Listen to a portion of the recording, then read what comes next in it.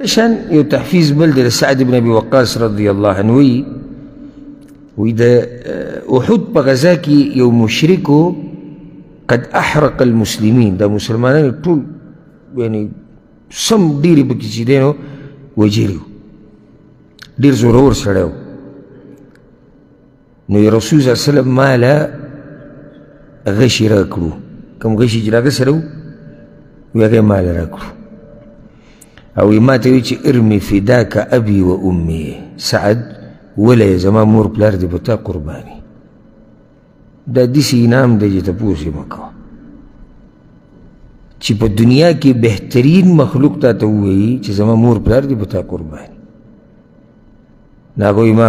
او داسې سړي ته یې ووایي چې سم سړي ته یې ووایي چې په مؤمنانو کې دا سړي دي. وی ما غشی واغستو او چې مې وویشتو ښه دې غشي کې هغه څوکه نه وه ګورئ ښه څوکه ورته وي نه وه او مې غستو چې په لینده کې کېښوده که نه او دومره په زور یې ورویشتو دومره په زور چې هغه بې څوکې غشی هغه د هغه کافر په دې تشي کې ورننوتو. نو یې راپرېوتو په داسې حال کې چې عورت یې ښکاره شو په شرمونو وشرمېد. فضحك رسول الله صلى الله عليه وسلم حتى نظرت إلى نواجذه ورسول الله صلى الله عليه وسلم دومره وخندل چې ما غاښونه ولیدو خوشحاله شو. نو دې ځکه تیزي په څه ورکړې ده؟ د کافر په وژلو انعام زما مور پلار دې په تا قرباني، زما مور پلار دې په تا قرباني ته دا کار وکړه. او دا ګوره د سعد رضی الله عنه غټ فضیلت دی چې رسول الله صلی الله علیه وسلم هغه دپاره خپل مور پلار جمع کړي دي چې دا دې په تا قرباني. کله به یې د یو سړي یعنی ایماني غیرت راوچت کو لکه رسول صلی الله علیه وسلم چې ملګرو ته ووایي که نه صحیح بخاري سے مسلم کې روایت دی او سیرت کې موږ دا واقعه ذکر کړې وه من لكعب بن الاشرف فانه قد آذى الله ورسوله. د کعب بن اشرف دا قصه به څوک ختمه کړي د الله او د الله رسول ته اذیت رسولی دی. نو تیزي په څه ده؟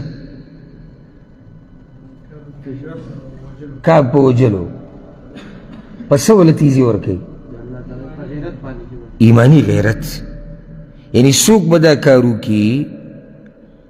هغه سړي وي الله او د الله رسول له اذیت ورکړی دی. نو هغه بیا څوک هغه ځوان چې هغه محمد ابن مسلمه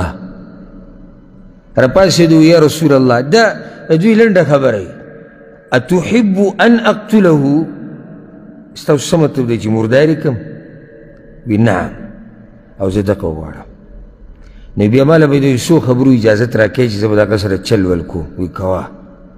او په هغه چل ول کې مردار کړی و. بیا مشهوره واقعه. نو دې ځای کې كعب رضي الله عنه عفوا محمد بن مسلمة رضي الله عنه زما كعب بن مالك تسوجلا محمد بن مسلمة رسول صلى الله عليه وسلم وتإنام داوي يعني دا یو دینی غیرت دی. ستا که غیرت به راښکاره شي ستا د الله سره چې کوم محبت دی هغه به راښکاره شي او ستا د رسول صلی الله علیه وسلم سره چې کوم محبت دی هغه به راښکاره شي. دغه شان یو بله واقعه دې ته نږدې انس بن مالک رضی الله عنه وایي چې د احد په غزا کې رسول صلی الله علیه وسلم یو پیر توره راواغسته. وی من یأخذ مني هذا دا توره به څوک والي؟ هر یو لاس وخوځوي زه به والم. كل انسان منهم يقول انا او توره ده او جنګ خو ټول کوي مال رسول الله صلی الله علیه وسلم فمن یأخذه بحقه خو حق به څوک پوره کوي. فاحجم القوم ټولو لاسونه راکوز کړو. ولې؟ حق ګران دی او بل حق پته نه لګي. نو سیماک ابن خرشه د نوم څه دی؟ کنیت یې څه دی؟ ابو دجان رضی الله عنه. دا یو ځوان سړی و. پاسېدو یا رسول الله انا اخذه بحقي زه یې علم. وی وایغستو انس بن مالک وی او د مشرکانو دا کوپړې یې په ټولې والوځولې وی او دیسی که رسول الله صلی اللہ علیہ وسلم تیزی ورکړی ده پس باندې تیزی ورکړه چې دی به د دې تورې حق ادا کړي او روایت کې داسې راځي زبیر بن العوام وایي رسول الله صلی الله علیه وسلم د احد په ورځ یو توره راښکاره کړه چې دا به څوک والي وی ما چې یا رسول الله زه به یې والمه زبیر پاڅېدو یا رسول الله زه به یې والم فاعرض عني نو زما طرف ته یې توجه رانه کړه بیا یې وویل څوک به دا توره والي وی ما چې یا رسول الله زه به یې والم وی بیا یې زما طرف ته توجه رانه کړه وی بیا یې وویل چې څوک به یې والي بحقه حق به دې ادا کوي فقام ابو دجانه سماک بن خرش رضی الله عنه ابو دجانه راپاسېد وی یا رسول الله زه یې والمه فما حقه ودي حق ستي رسول الله صلى الله عليه وسلم ألا تقتل به مسلما ولا تفر به عن كافر مسلمان ببنوجني او چې لاس کې د سړي د کافر نه به تېښته نه کړي وی ورې کوله او د ابو دجانې یو دا خوی و چې کله به جنګ ته کوز شو نو د هغه سره یو چیړله وه یو کپړه و چې هغه به یې د سر نه دا وهله وی ما چې ده خو دا توره واغسته خو چې دی پې کوي څه نن ځکه چې دا اوس د کتو منظر دی چې ابو دجانه دی توره د رسول صلی الله علیه وسلم ده او حق به ادا کې دا اوس د کتو منظر دی چې دا به څه کېږي وی لګیا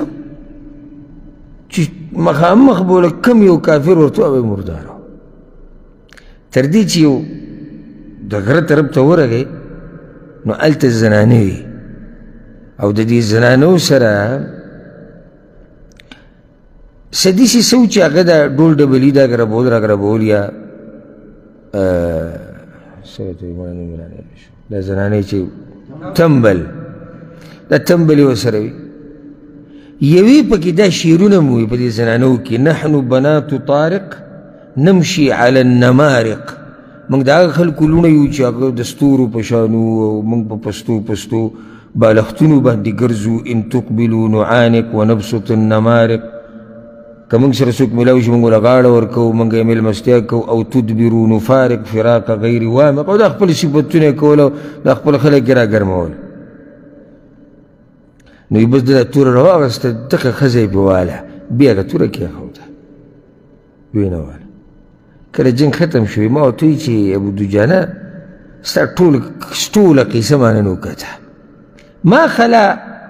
رفعك السيف على المرأة خو دغه یو قیسه باندې پوه نه شوم دې ښځې پسې دې توره راوویسته او بیا دې ونه وژله وی ما راوویسته چې دې باندې به یې مرداره کړم خو بیا مې سوچ وکړو چې دا چې د چا توره ده د هغه د دې تورې سره دا مناسب نه وي چې په دې دې په ښځه ګزار وشي والله أكرمت سيف رسول الله صلى الله عليه وسلم أن أقتل به امرأة دا ما د رسول الله صلی الله علیه وسلم د تورې عزت کو چې دا ډېره عزتمنه توره ده په دې باندې د زنانه وجل مناسب نه دي څه ناشنا غیرتیان خلک او څه قدرمن خلک او څه د هغوی ناشنا قیسې دي او داستانونه دي دا قیسې د صحابه کرامو دا سیرت رسول الله صلی الله علیه وسلم دا یاد کوي د خپلو بچو ته یې بیان کوي